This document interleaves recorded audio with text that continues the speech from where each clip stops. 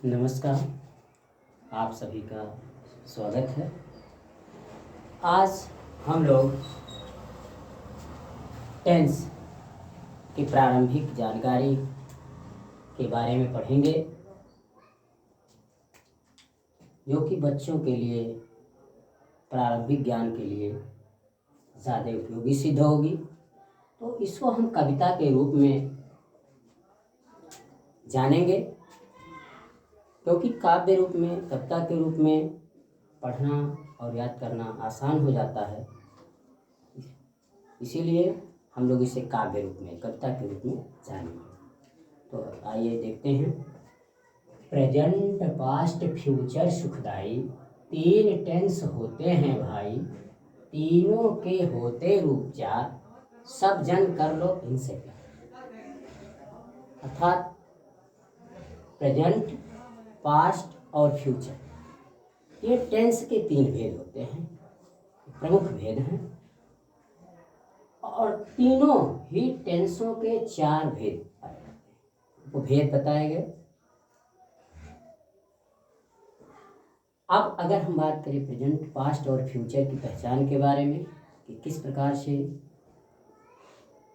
इन टेंसों की पहचान की जाए, तो हिंदी वाक्य के अंत में ये चीज़ें पाई जाती हैं जो कि पहचान बता रहे हैं कि है, हूँ, हो प्रेजेंट कहावें, था, थी, थे सब पास्ट बतावें, गा, गी, गे फ्यूचर पहचान, इन सब का तुम कर लो ज्ञान।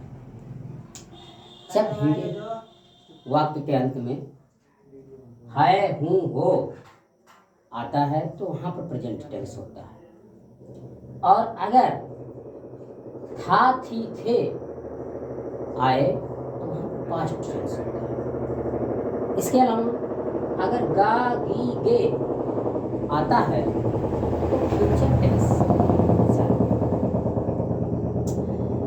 अब इनके जो भेद हैं इन टेंसों के, उनके बारे में हम लोग जानेंगे, क्योंकि सभी टेंसों के चार चार भेद बताए गए हैं, जिनमें से आप लोग जानेंगे कविता के माध्यम से।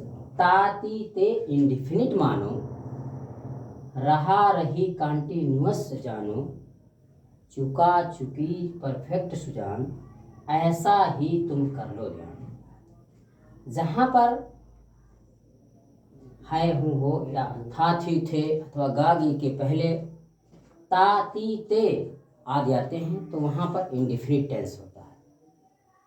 इसके अलावा रहा, रही, रहे आदि होने पर कॉन्टिन्यूअस टेंस होता है। इसके अलावा चुका चुकी आदि होने पर परफेक्ट टेंस कहलाता है। साथ ही साथ इन टेंसों के अलावा जो आपका चौथा पार्ट है, उसकी पहचान के बारे में हम लोग देखें तो रहा, रही, संग, समय, सुजान जो आवे, परफेक्ट कॉन्टिन्यूअस कहावे, से की अंग्रेजी सिंस या फॉर, समझो अब टेंस हुआ तैयार।